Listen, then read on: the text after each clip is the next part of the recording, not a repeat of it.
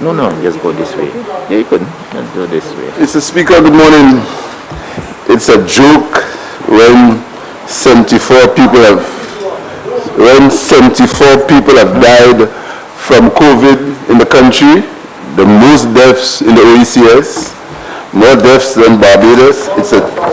It's a joke, Mr. Speaker. Mr. Speaker, it's laughable when St. Lucia has more deaths than all the countries in the OECS combined. It's laughable, Mr. Speaker, when in terms of per capita, St. Lucia is possibly doing the worst in terms of per capita as far as the management of COVID is concerned. But, Mr. Speaker, today is the 4th of May 2021. The 6th of May 2021, in 1 month after the 6th of May, is going to be the 6th of June. The 6th of June, the people of the country voted 5 years ago on the 6th of June. And on the 6th of June next month, the elections of this country were 5 years ago. According to the Constitution, Mr. Speaker, the Parliament had held its first meeting, I think, on the 15th of July, and constitutionally, the Prime Minister has 90 days from the 15th of July to call general elections. So, Mr. Speaker, we could have come back here, back to this honorable house, any time between now and the 15th of July to make amendments to the state of emergency legislation or motion. So we are coming, today is the 4th of May, we have up to the 15th of July to amend the the SOE legislation, but we are doing it 6 weeks before the 15th of July. It's up to you. The Parliament can meet up to the 15th of July. The Parliament can meet up to the 15th of July. The present state of emergency ends on the 16th of May. We could have come to this Parliament today and extend it till the end of June. We could have extended it to the end of June, but we are extending it until the middle of October. I'm just stating a fact. So it's up to conjecture that why are we doing it up to 5 months? This is a very simple question. Why do we have up to 5? Why 5? That's all I'm saying. Why are we going up to 5 months when we could have gone up to 4 weeks and do it sometime if it is necessary? The government is assuming that it's going to be necessary until October. That is an assumption. That's all. The government's assumption. And it's up to conjecture for why are we assuming that we need the state of emergency until the 15th of October?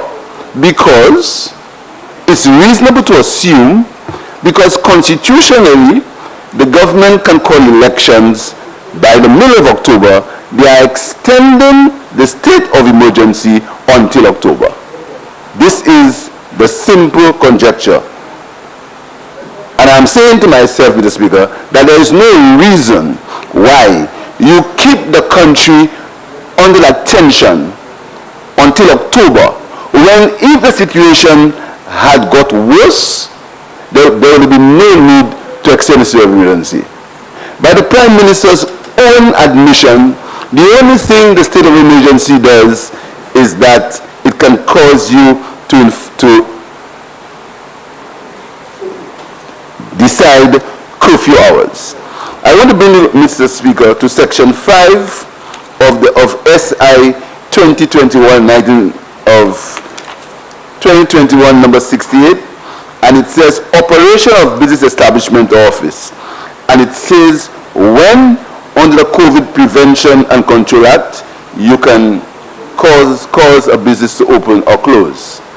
Under Section 6, Mr. Speaker, under the sale and disposal of intoxicating liquor, it says that you can say the times under which you can sell intoxicating liquor under Section 6 of the COVID Prevention and Control Act. So if the reason for the curfew is to stop people from gathering and to stop people from getting involved in selling of alcohol in restaurants, etc., all the government had to do was to decide on the hours based on the COVID-19 Prevention and Control Act. Under Section 5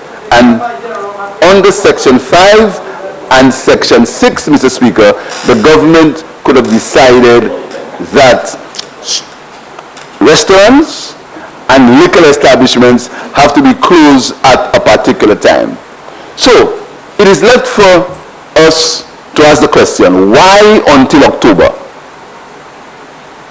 Why the 90 days? When COVID was at its worst, Mr. Speaker, we did not come to this parliament for such a long extension. If I'm wrong, I can be corrected.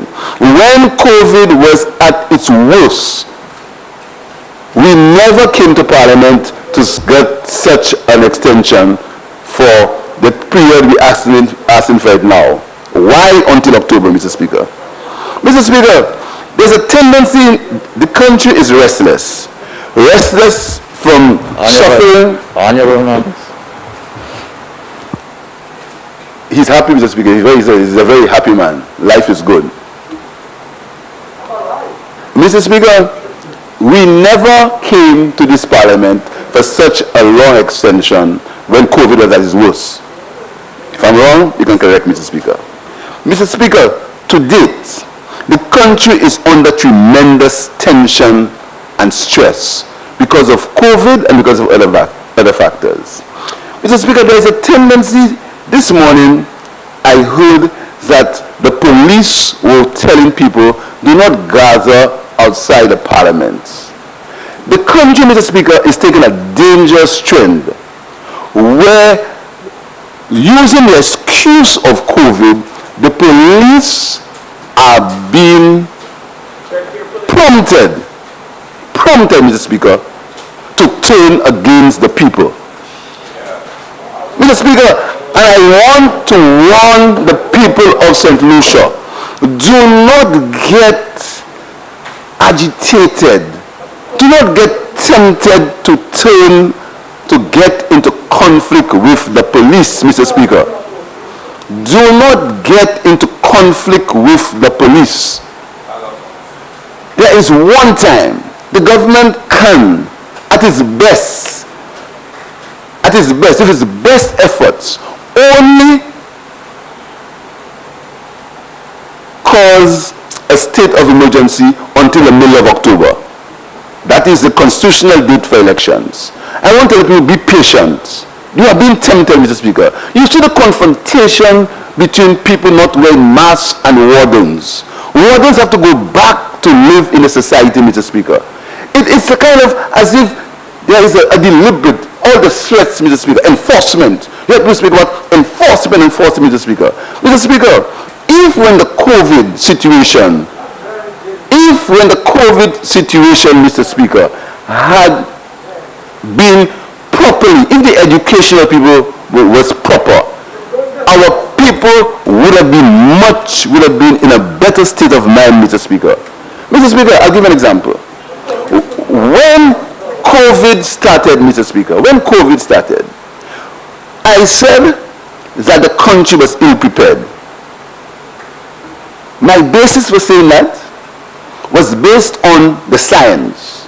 The science had said that there ought to be testing and there ought to be quarantine when people are infected with COVID.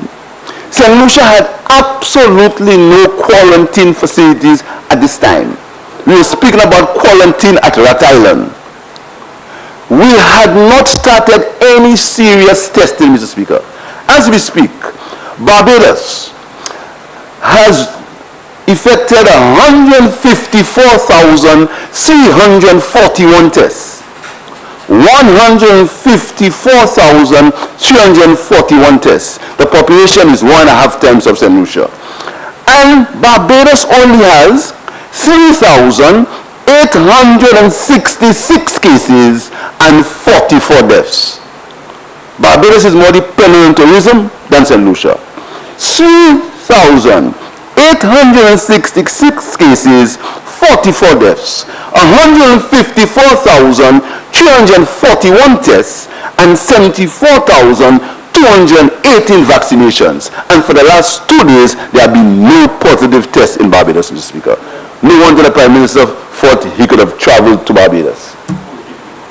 And I wonder whether there were any quarantine or whether Barbados is in a special bubble for the Prime Minister. If there was quarantine when the Prime Minister returned from Barbados, whether he went on, whether he had a mandatory quarantine that all citizens have to do when they travel. Because I want to travel to Barbados too. I'd like to find out, Mr. Speaker, whether I can go to Barbados and return and not get quarantined. Mr. Speaker, this government insists in using COVID as a political football. They come to this honorable house and they scream success. You cannot argue with success, Mr. Speaker. I warn them. They speak about when they said so. We said to them there are different variations of the COVID pandemic. You are speaking too quickly. You are talking too quickly. You are calling success too early, Mr. Speaker. When the issue gets to a situation that we are now, they blame everybody, Mr. Speaker. They blame everyone. They blame the people of St. Lucia. I want to say, Mr. Speaker, that the government has mishandled. The government did not cause COVID, but they've mishandled the situation badly, Mr. Speaker. It's been mishandled. And that is why these are the results that we have, the comparative results, Mr. Speaker. Because what happens, Mr. Speaker, is that we do not come here and speak, anytime somebody speaks facts, the science, the figures, what you get is innuendo, bad talk, mépris, instead of dealing with the facts. The facts are, in terms of the figures, St. Lucia is doing the worst as far as COVID is concerned. Mr. Speaker, we speak about the respiratory hospital, and we came here and we said, the mayor of Cashew South said the hospital had been repainted, and that was good. Instead of taking the compliment, this government, as usual, they tried to spin it in a political way, Mr. Speaker. Massive spin. Mr. Speaker, you know they even spin things. They even spin events that happen in churches, Mr. Speaker. But that's for another show. Mr. Speaker, you know there was a suicide at Victoria Hospital. And do you know, Mr. Speaker, do you know that we continue to laugh? A suicide. I came on several occasions in public and this honorable house. I've spoken about the horrors of self-isolation, Mr. Speaker. You know, as we speak at Victoria Hospital, people are self-isolated and there is no Wi-Fi, there is no TV. You are putting somebody, you're logging somebody in. If you can't afford to have your own minutes on your telephone, you have no Wi-Fi access in isolation, Mr. Speaker.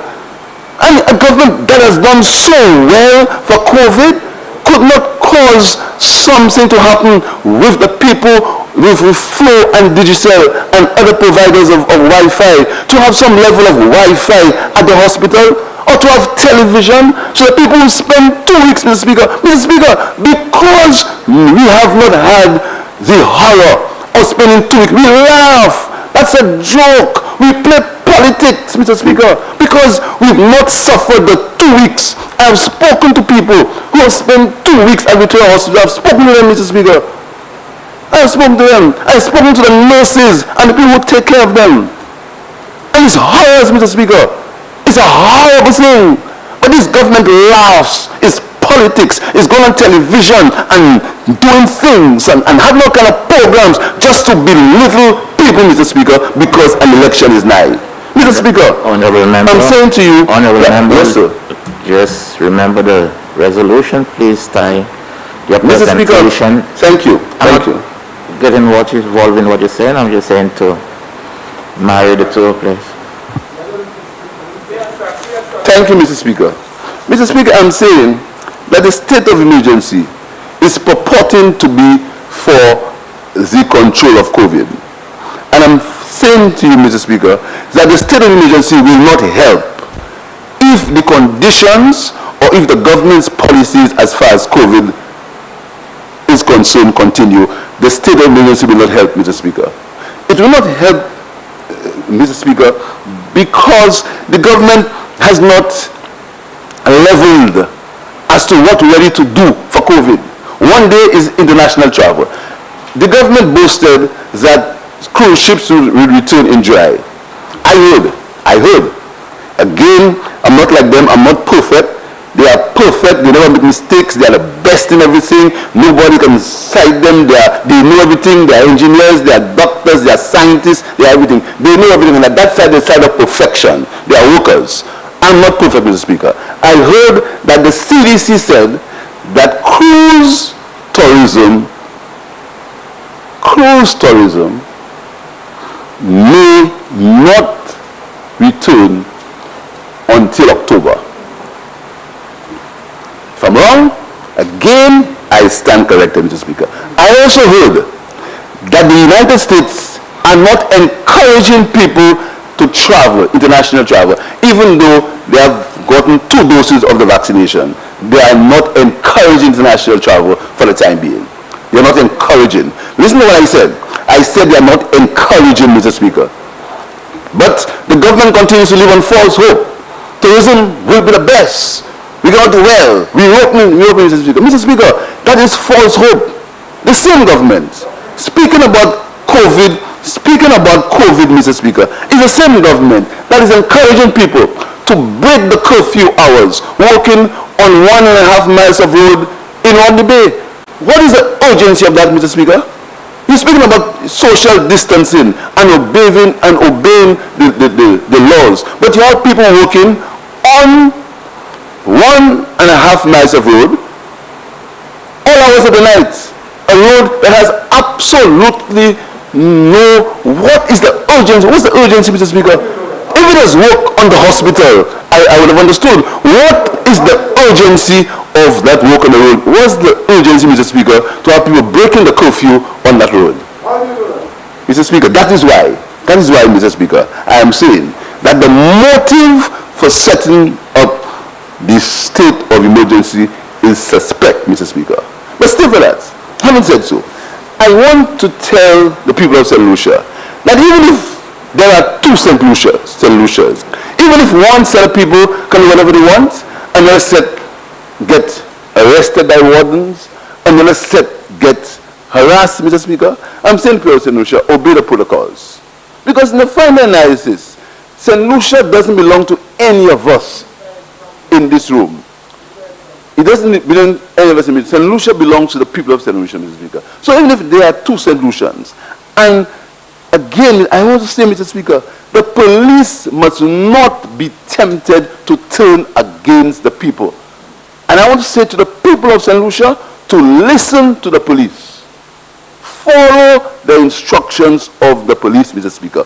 Do not allow yourself to be tempted, Mr. Speaker. The temptations are going to be alive and kicking. What is happening, Mr. Speaker, is in the endeavor to paint the Labour Party as violent, they are going to be tempting, Mr. Speaker, and using a state of emergency to create that level of temptation, to create a level, to get people agitated so they can say the party is violent. You see the ads, Mr. Speaker. Things that happen in this honorable house, normal occurrences in the honorable house, they have flown, they made big ads, Mr. Speaker, just to give the impression that the Labour Party is violent. That is why, Mr. Speaker, I'm saying that the state of emergency, our people must be vigilant. Our people must understand that they should not allow themselves to be agitated so they can break the law, Mr. Speaker. I'm saying, Mr. Speaker, that the purpose for the state of emergency, it is said that the purpose is for COVID. I am saying that you could have the same situation, and you could in effect have a curfew, an unwritten curfew, if you had used these two sections in the prevention and control of COVID. You could use these two sections, Mr. Speaker, and limit the closing of restaurants and bars, and limit the operations of business spaces. There is a motive, Mr. Speaker, and that is why the state of emergency is being extended. That is why the state of emergency is extended, Mr. Speaker, until October. The longest period it has ever been held from since COVID started, Mr. Speaker. But, Mr. Speaker, when, some time ago I said 4 years was not 40 years. They laughed at me. They laughed. That was a joke, Mr. Speaker. Right now, June the 6th is next month. And in spite of what you do, regardless of how you try to spin things, regardless of the mépris, regardless of the propaganda, the 6th of June will come. And even if you extend the state of emergency up to October, October will come also. It must come, Mr. Speaker. October will come. So you can push it, Mr. Speaker. Mr. Speaker, right now, under the state of emergency, so many things happen in this country. Mr. Speaker, the government is lost. They use all, and by the way, I want to express my condolences to my friend, Joachim Henry, on the death of his only son, and all, I have not done that before, check your records, on the death of his only son, Mr. Speaker, and all what has befallen on him since that time. Mr. Speaker, I think that the state of emergency is a ploy by the government, using COVID as an excuse to create unnecessary agitation in St. Lucia so that the people of St. Lucia can behave in a way that they do not want to behave. So it can cause a level of conflict. It can cause a level of a country being unstable. And, Mr. Speaker, they can use the normal refrain that the Labour Party is violence. I'll tell you something, that will not happen. The Labour Party that I lead will never get involved in anything of that nature. And we will wait, Mr. Speaker, for the ballot box where the people of St. Lucia can excel and do what has to happen and get this government out of power when the elections are called. I thank you, Mr. Speaker.